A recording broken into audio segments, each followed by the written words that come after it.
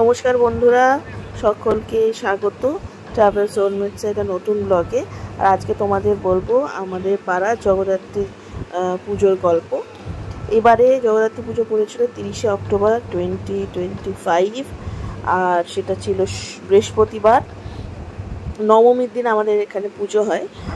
আর কৃষ্ণনগর চন্দননগরে তো সপ্তমী থেকেই পুজো হয়। তো এই আমাদের ষষ্ঠীতলা বারোয়ারি যে জগদ্ধাত্রী পুজো আর কি, সেটা বহু বছরের পুজো এবং এখানে খুব নিষ্ঠা ভরে ঠাকুরের পুজো করা হয়। আর এখানে বলে যে ঠাকুর খুব জাগ্রত আর কি। তো অনেকেই এখানে কুমারী পুজো দেয় এবং মানত করে। তো যাই হোক, আমিও খুব মানি আর কি।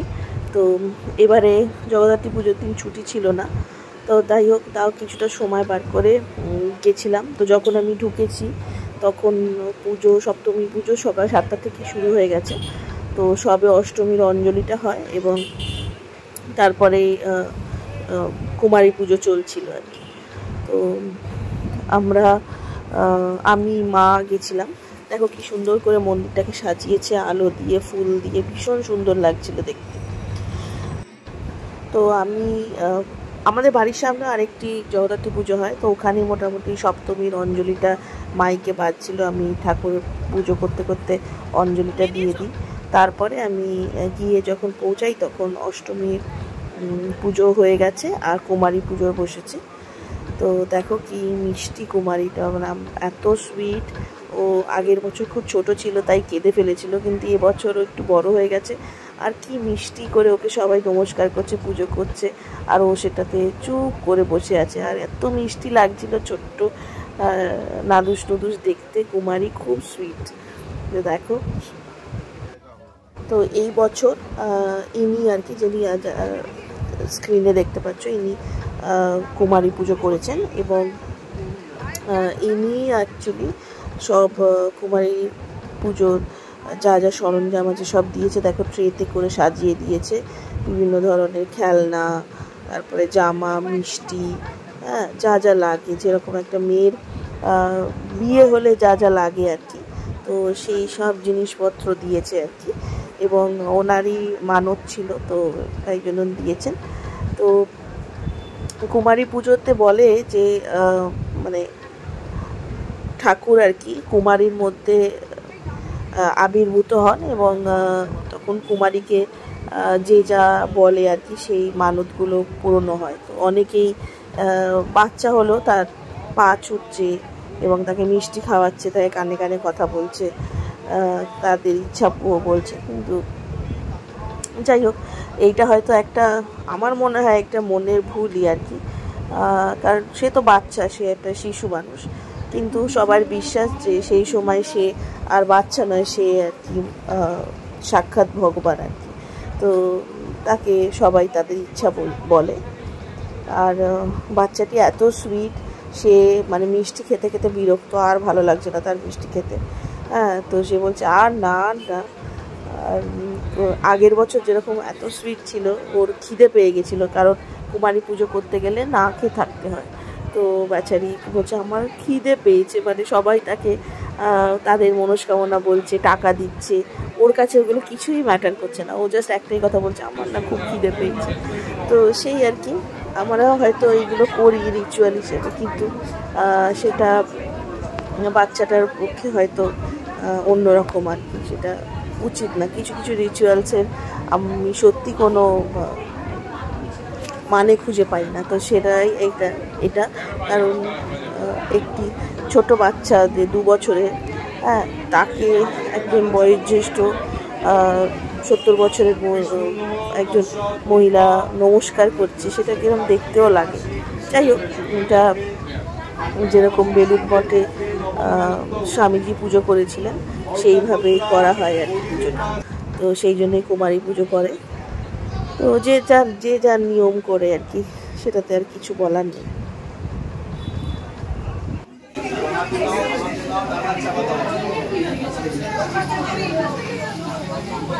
কালো রূপাঞ্চ ত্রৈলোক্য সুন্দরী বড় বর্ণিনী নানা অলঙ্কার ভূসঙ্গী ভদ্রবিদ্যা প্রকাশিনী চারু হাস্যাং মহানন্দ হৃদয়াং হৃদয়ং শুভরাত শুভাং ধ্যায়েৎ কুমারী জননী পরমানন্দ রূপিণী। ওম নমঃ পরমাচ্চয় নমঃ।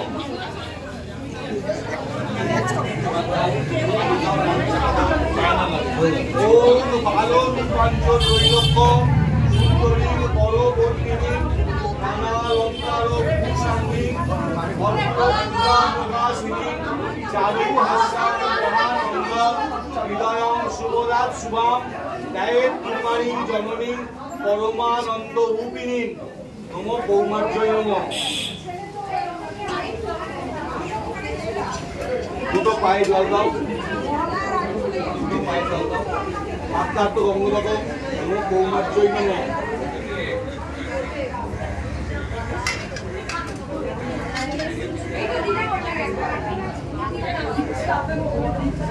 এই ওর ঘর, এই পায়ে দাও। ওর ঘর নমঃ তোমার না ও। নমঃ পৌমার্যয় নমঃ। এটা দুটো ধূপ লাগবে। দেবো, আমি দেবো।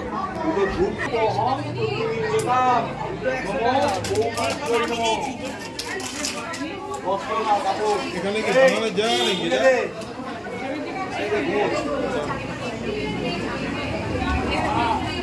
এখানে ভাঙাতে এসছে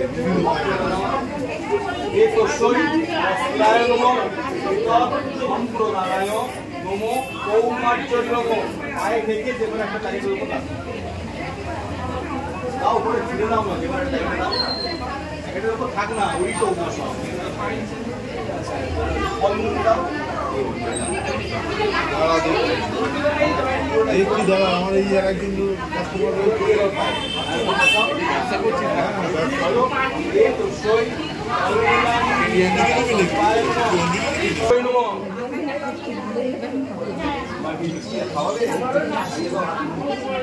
কুমারী পুজো হয়ে গেল, তারপরে আমরা অষ্টমীর অঞ্জলি দিলাম, তারপরে শুরু হলো সন্ধি পুজো। এবার সন্ধি পুজোর জন্য বলি তৈরি করার চারি 108টা প্রদীপ জ্বালানো হলো। তো বলিটা হবে এবং তারপরে এই সন্ধি পুজোর আরতিটা হবে আর কি। তো বলির জন্য রেডি হচ্ছে।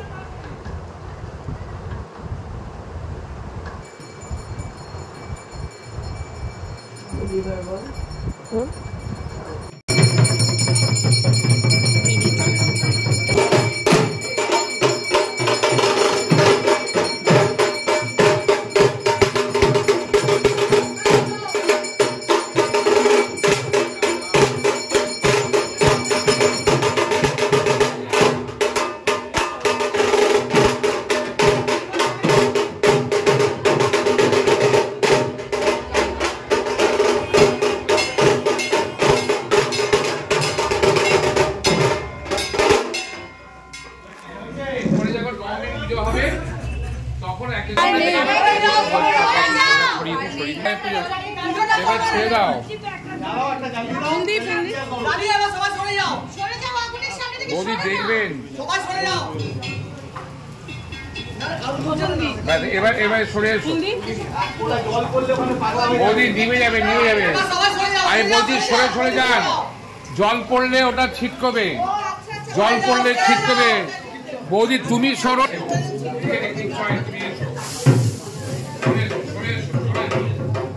জল পড়লে ছিটকবে।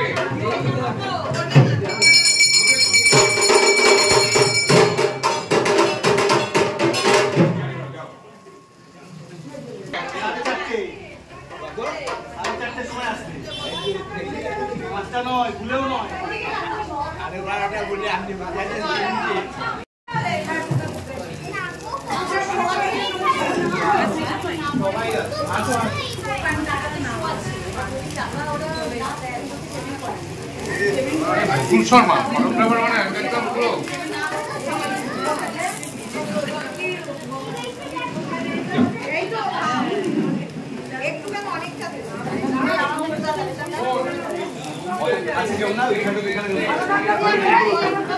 কমিটির বড় খেলাগুলো ওখানে না।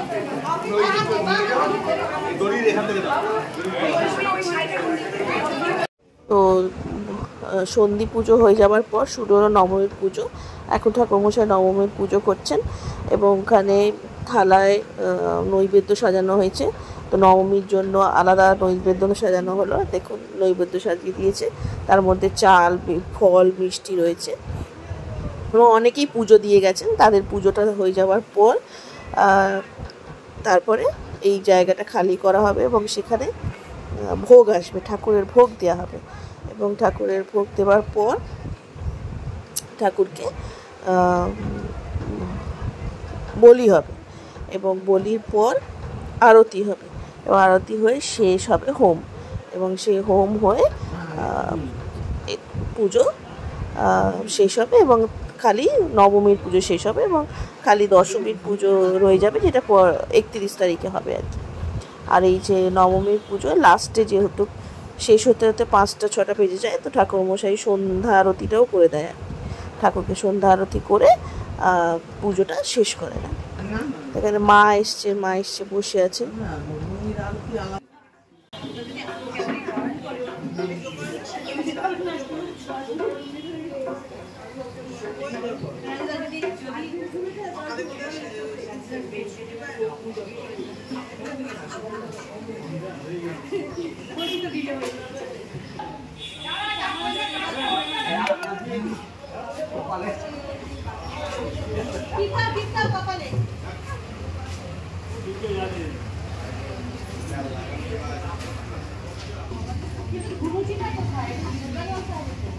তো নবমীর পুজো হয়ে গেল, তারপরে এখন বলি হবে।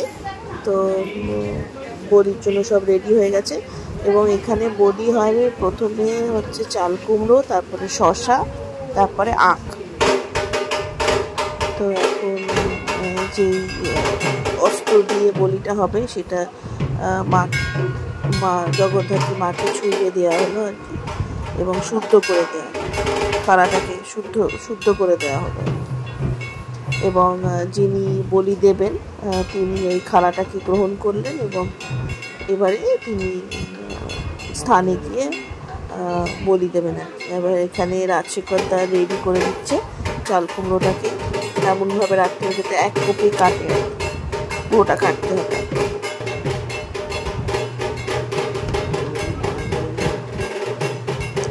এবং বলির সময় বাঁধা পড়ে যাওয়াটা খুবই অমঙ্গল বলে গণ্য করা হয়। তো এবং বলে নাকি মেয়েদের বলি দেখতে নেই। তো আমি শুধু ভিডিওটাই করেছিলাম, আর ওদিকে দেখিনি।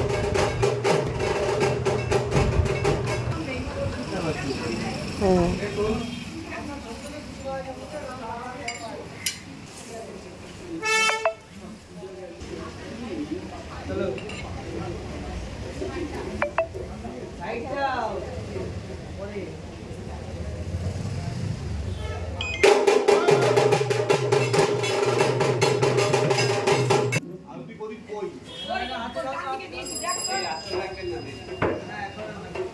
এই তুলে দাও, তুলে দাও, তুলে দাও।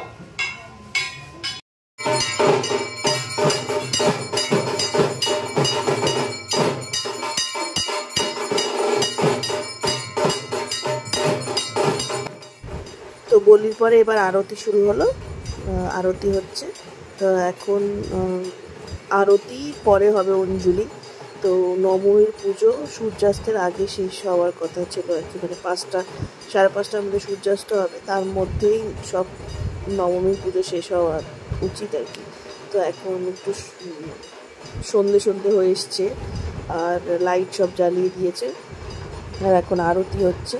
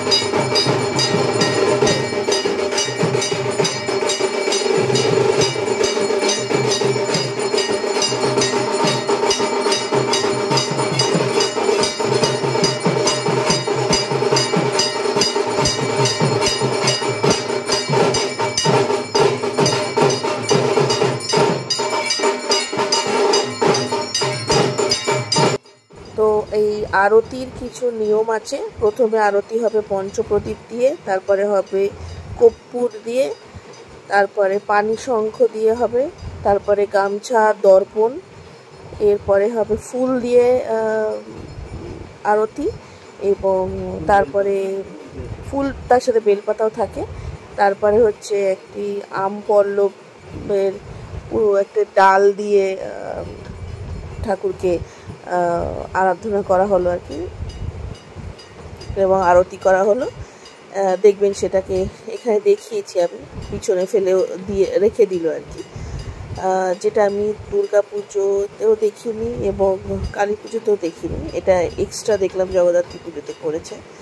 এবং তারপরে সর্বশেষে চামড়।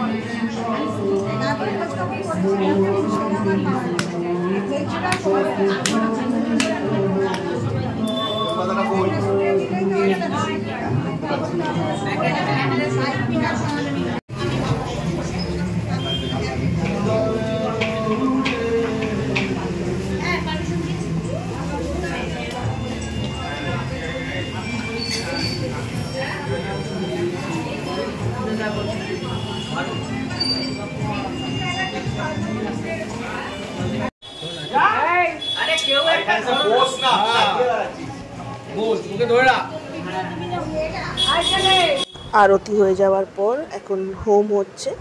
মাঝে আমাদের অঞ্জলি দিতে হয়েছিল, আমরা অঞ্জলি দিলাম। তো যখন আরতি হচ্ছিল, ধূপ আর ধুনো গন্ধে সারাটা মন্দির মম করছিল। আর এত সুন্দর লাগে অ্যাম্বিয়েন্সটা, একটা অন্যরকম অনুভব হয় আর কি। তো খুব ভালো লাগে আরতিটা দেখতে। আরতিটা দেখার পর অঞ্জলি হওয়া হলো, তারপর এখন হোম চলছে, হোমটা শেষের পথে। হোমটা হয়ে যাওয়ার পর বাড়ি চলে গেছিলাম, তারপরে আর আসিনি, কাজ ছিল, একটু কাজ করছিলাম, তো আর আসা হয়নি। ভেবেছিলাম রাতে একবার আসবো, কিন্তু রাতে আর আসিনি, কারণ হোম হয়ে যাওয়ার পরে পুজো মোটামুটি শেষ এবং সূর্যাস্ত হয়ে গেছে। তাই ঠাকুরমশাই সন্ধ্যা আরতিটা করে উনি বাড়ি চলে যাবেন। তো উনি থাকেন বারাসাতে, অনেকটা দূর, এবং পরের দিন সকালবেলা আবার দশমীর পুজো করতে আসবেন। তো সেই ক্ষেত্রে আমরাও আর কি হোমটা হয়ে যাওয়ার পর বাড়ি চলে আসি, এবং সারাদিন খাওয়া নেই বলে একটু খাওয়া দাওয়া করি আর কি। তো তারপরে আর যাইনি, কাজে ব্যস্ত ছিলাম। তো এই চলছে। এবং তারপরে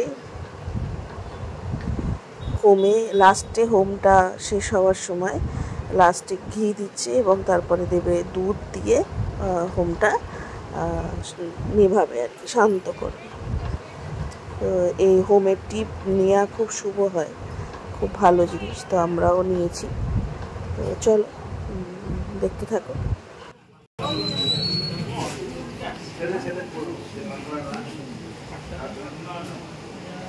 এই প্রদীপটা ঠিক করে তো বাবা। তেল আছে, একটু তেল দিয়ে দে। আর চপারটা লাগিয়ে দে। দুটো শিকা জ্বলছে। তেল দিয়ে দেন একটু। নিচে চপারটা লাগিয়ে দে। চপারটা লাগিয়ে দে। আরো চেপে দে।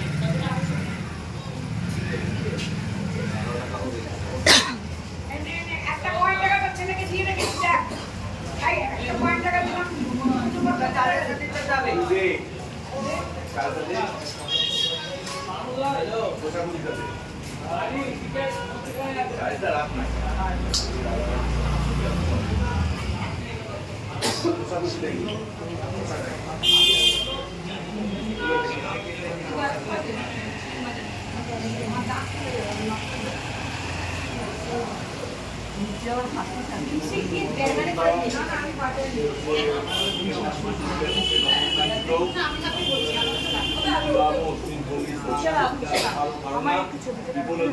একটু জগদ্ধাত্রী পুজো কর্মাহং সাম্প্রদার্থম দক্ষিণামিদম কাঞ্চনমূল্যম শ্রীবিষ্ণু দৈবতমহম পূর্জিতম যথা সম্ভব গতিপ্রদামে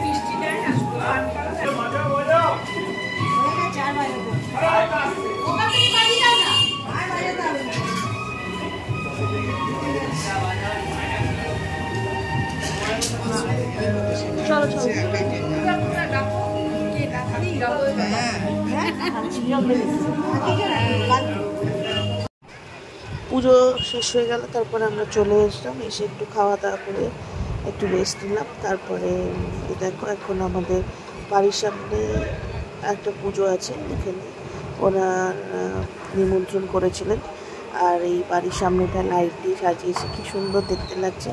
এই কটা পুজোর দিনই যেন পাড়াটা গম গম করে, তারপরে আবার শান্ত হয়েছে।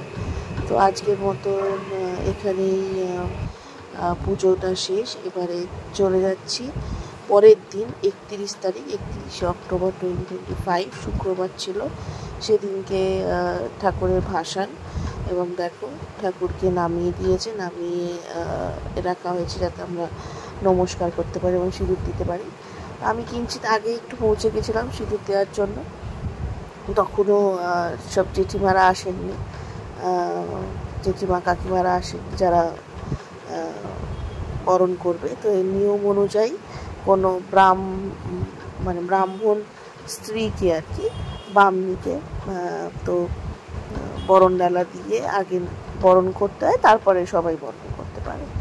তো ঠাকুরকে কি সুন্দর সাজিয়ে রেখেছে এবং এরকম বড় বড় বেঞ্চ দিয়ে দিয়েছে যেখানে আমাদেরকে উঠে বরণ করতে হবে এবং ঠাকুরকে সিঁদুর দিতে হবে। তো আমি ওয়েট করলাম কিছুক্ষণ, তারপরে ওনারা আসলেন, তো উনি এসে বরণ করলেন।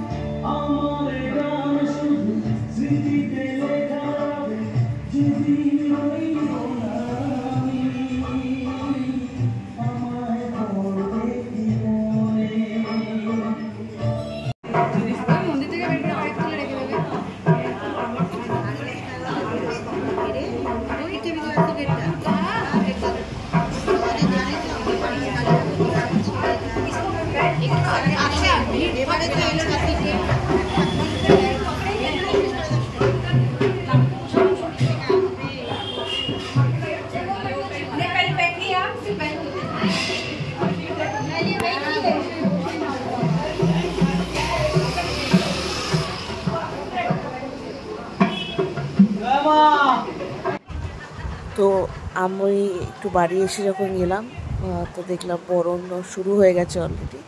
তারপরে আমি গিয়ে উপস্থিত হই। তো এই যে বড় মালাটা আনা হয়েছে এটা ঠাকুরের গলায় দেওয়া হবে। আর দেখো ওইখানে ঘট রয়েছে, সেই ঘটটায় পুজো হয়েছে, একটি প্রদীপ আর বরণডালা রয়েছে এবং শ্রী রয়েছে। তো 5 জন এও স্ত্রী আর কি বরণডালা, জল এবং শ্রী নিয়ে বরণ করেছে এবং কুলো ছিল, কুলো দিয়ে বরণ করেছে।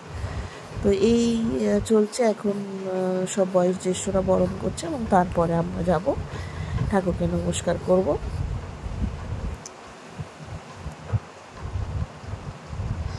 আর এখানে আরেকটা নতুন জিনিস এবারে দেখলাম যে ঠাকুরকে কনকাঞ্জলি দেয় আর কি। তো তুমি কনকাঞ্জলি দেওয়ানো হলো আর কি, কারণ উনি তো আমাদের বাড়ির মেয়ে। তো মেয়ে যখন বাপের বাড়ি থেকে শ্বশুর বাড়ি চলে যাচ্ছে তখন সে তার যত ঋণ আছে সেগুলো শোধ করে দিয়ে যায়, এবং তাই এই কনকাঞ্জলিটা করা হচ্ছে। তো উনি কনকাঞ্জলির মধ্য দিয়ে ওনার সব ঋণ শোধ করে দিয়েছেন। এই দেখো কনকাঞ্জলি দিচ্ছে, এবং যিনি কনকাঞ্জলিটা নিচ্ছেন তিনি একজন বামনি আর কি, ব্রাহ্মণের স্ত্রী, এবং উনি প্রত্যেকবার বরণটা করেন এবং এই কনকাঞ্জলিটা দেন। এবার নিয়ম অনুযায়ী কনকাঞ্জলি নিলে আর ফিরে মায়ের মুখ দেখা যাবে না, বেরিয়ে যেতে হবে। তো আমি আগের দুর্গাপুজোতেও দেখেছি, আগেরবার উনি কনকাঞ্জলি নেন এবং বরণ করেন। তো বেশ মজার, এবং উনি খুব ভালো মানুষ, খুব কথা বলি আমরা। তো চলো এবারে একটু ঠাকুরকে প্রণাম করি, আর তারপরে ঠাকুর তোলা হবে মোটামুটি 8টা সাড়ে 8টার মধ্যে লরিতে উঠে যাবে। তো চলো দেখি।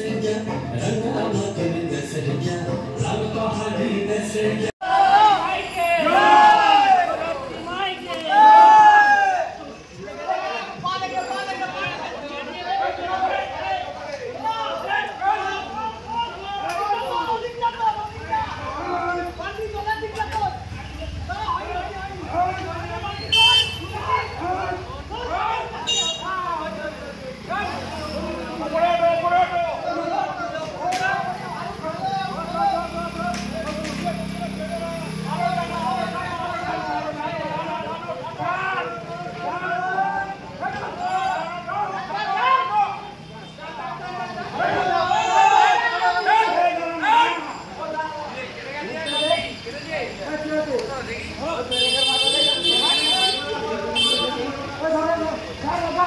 এটা দুর্গা ঠাকুরকেও পরানো হয়, জগন্নাথ ঠাকুরকেও পরানো হয়, মোটা একটু মালা পরানো হয়, সেটাও পরানো হয়ে গেছে। এখন জেনারেটর দিয়ে লাইটটা জ্বালানো হবে, হয়ে এটা পাড়ায় দুবার ঘুরবে, ঘুরে ঠাকুর চলে যাবে। তো এখন সব সেটিং হচ্ছে, দেখো কি সুন্দর মন্দিরটাকে সাজিয়েছে, চোখ জুড়িয়ে গেছে আমার দেখে, খুব ভালো লেগেছে। এবং ঠাকুরও নীলের কম্বিনেশনে সাদা টাকের সাজ খুব ভালো লাগছিল আর কি দেখতে। তো চলো এবারে একটু ঠাকুরকে প্রণাম করি, আর তারপরে যাব ঠাকুরকে নমস্কার করব। তো চলো দেখি। ঠাকুর লরিতে উঠে গেছে, এখন ঘাটও বান্ডি তুলে দিচ্ছে লরিতে, ফুল টুল সব তোলা হয়ে গেছে, এবং ঠাকুরকে একটা স্পেশাল মালা পরানো হয়। এটা দুর্গা ঠাকুরকেও পরানো হয়, জগন্নাথ ঠাকুরকেও পরানো হয়, মোটা একটু মালা পরানো হয়, সেটাও পরানো হয়ে গেছে। এখন জেনারেটর দিয়ে লাইটটা জ্বালানো হবে, হয়ে এটা পাড়ায় দুবার ঘুরবে, ঘুরে ঠাকুর চলে যাবে। তো এখন সব সেটিং হচ্ছে, দেখো কি সুন্দর মন্দিরটাকে সাজিয়েছে, চোখ জুড়িয়ে গেছে আমার দেখে, খুব ভালো লেগেছে। এবং ঠাকুরও নীলের কম্বিনেশনে সাদা টাকের সাজ খুব ভালো লাগছিল আর কি দেখতে। তো ঠাকুরের মুখে লাইট দেবে এবং তারপরে লরি করে একটা প্রসেশন হবে। তো আমি সেই প্রসেশনটা থাকতে পারিনি, আমার একটু কাজ ছিল বলে আমি বেরিয়ে গেছিলাম। তো সেটাই আর কি, এতটা অবধি ব্লগটা রইল। তো আমি কিছুটা আমাদের পুজোর সব অনুষ্ঠান শেয়ার করলাম। তো জগদ্ধাত্রী পুজোর যা যা নিয়ম সবই বললাম। শুধু বাকি রয়ে গেছে দশমীর দিন সকালে। দশমীর দিন সকালে দশমীর পুজো হয় এবং ঘট নাড়িয়ে দেওয়া হয়, দর্পণে মায়ের পা দেখা হয়। তারপরে তো সব জিনিসপত্র পরিষ্কার করে ঠাকুর নামিয়ে ঘুরিয়ে রাখা হয় যাতে বরণ করা যায়। তো যা সবই শেয়ার করলাম তোমাদের সাথে। ভুল ত্রুটি হলে ডেফিনেটলি কমেন্ট করে জানিও, ভালো লাগলে তোমাদের কমেন্ট দিও, লাইক শেয়ার সাবস্ক্রাইব করতে ভুলো না। আর তোমাদেরকে আমন্ত্রণ রইল জগদ্ধাত্রী পুজোতে, এসো, ভালো লাগবে। খুব নিষ্ঠা করে আমাদের পুজো হয় এবং অনেক দিনের পুজো এটা। তো ডেফিনেটলি আসো, ভালো লাগবে এটাই বলবো। আর থ্যাংক ইউ ফর ওয়াচিং।